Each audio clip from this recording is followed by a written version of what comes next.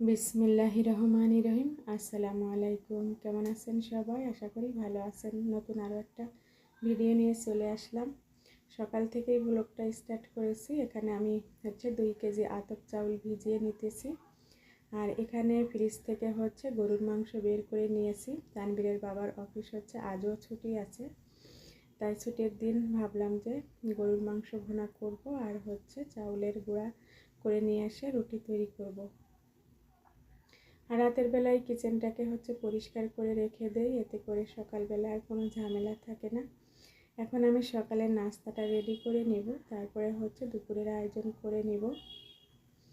আশা করি আজ ভিডিওটাও ভালো লাগবে, আর ভালো লাগলে অবশ্যই লাইক কমেন্ট শেয়ার করবেন। বেশি ভালো লাগলে চ্যানেলটিকে সাবস্ক্রাইব করবেন। আমি যেভাবে গরুর মাংস রান্না করি সেভাবেই শেয়ার করতেছি আপনাদের সাথে। গরুর মাংসটাকে আমি পরিষ্কার করে নিয়েছি। আর এখানে দিয়েছি কিছু শুকনা মশলা, দারুচিনি, এলাচি, তেজপাতা। এরপরে দিয়ে দিতেছি স্বাদ মতো লবণ, হলুদের পাউডার, শুকনো মরিচের পাউডার, দিয়েছি কিছু গোলমরিচ। আর এখানে আমি সব মশলা শিলপাটায় পেস্ট করে নিয়েছি। পেঁয়াজ, তারপর জিরা ধনিয়া পেস্ট আর আদা রসুন, সাথে কিছু এলাচি আর গরম মশলাও পেস্ট করে দিয়েছি, আর কিছু আস্তও দিয়েছি। এখন সব মশলাগুলো আমি দিয়ে দিলাম। আর আমি এই রান্নাটা করব সরিষার তেল দিয়ে। পরিমাণ মতো সরিষার তেল দিয়ে দিলাম। এখন খুব ভালোভাবে মাখিয়ে নিব। মাখিয়ে 10 মিনিট রেস্টে রেখে দিব। তারপরে চুলায় বসিয়ে চুলাটাকে অন করে রান্নাটা করে নেব। মাখানো হয়ে গিয়েছে। এরপরে আমি চুলায় বসিয়ে দিয়েছি। এখন ঢাকনা দিয়ে ঢেকে চুলাটাকে অন করে দিব।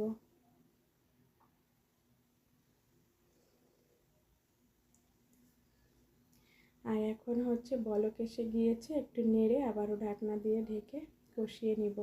এখানে আর কোনো প্রকার পানি অ্যাড করব না। গরুর মাংস থেকে যে পানিটা বের হবে এই পানিটা দিয়ে আমি কষিয়ে নেব।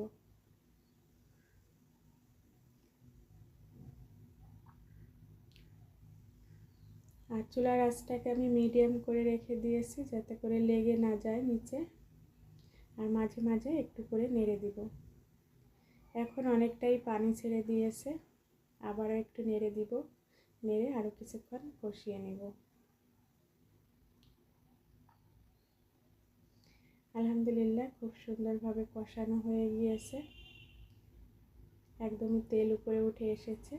এখন আমি একটু ঝোলের পানি অ্যাড করে দিব। এখানে আমি গরম পানি ব্যবহার করেছি।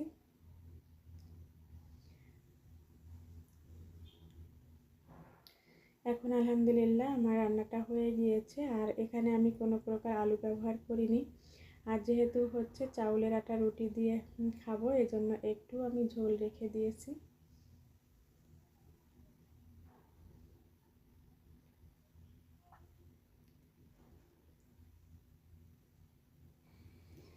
এখন নামিয়ে নিয়েছি। মাশাআল্লাহ, দেখতে যেমন সুন্দর হয়েছে, খেতে আলহামদুলিল্লাহ অনেক টেস্টি হয়েছিল।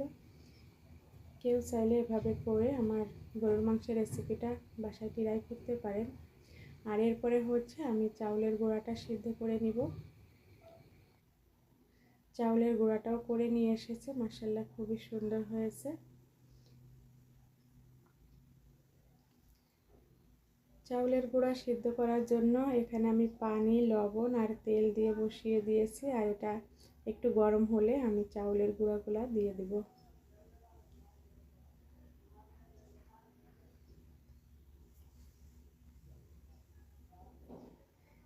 আমি 2 কেজি চাউলের গুঁড়া করেছিলাম। এখানে আমি 1 কেজির মতো বয়েল করে নিব।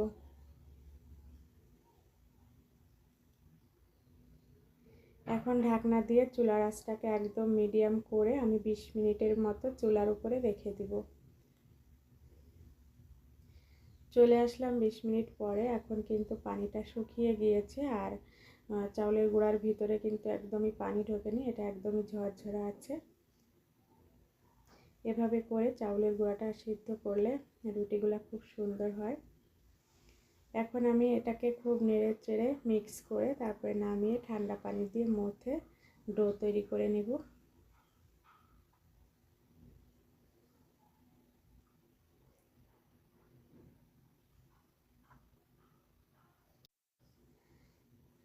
এখন সবগুলা রুটি আমি বানিয়ে নিয়েছি আর ফ্রাই করে নিতেছি। মাশাআল্লাহ খুবই সুন্দর হয়েছে রুটিগুলো, আর ফুলকো ফুলকো হচ্ছিল। এখন এভাবে করে সবগুলা রুটি আমি ফ্রাই করে নিব।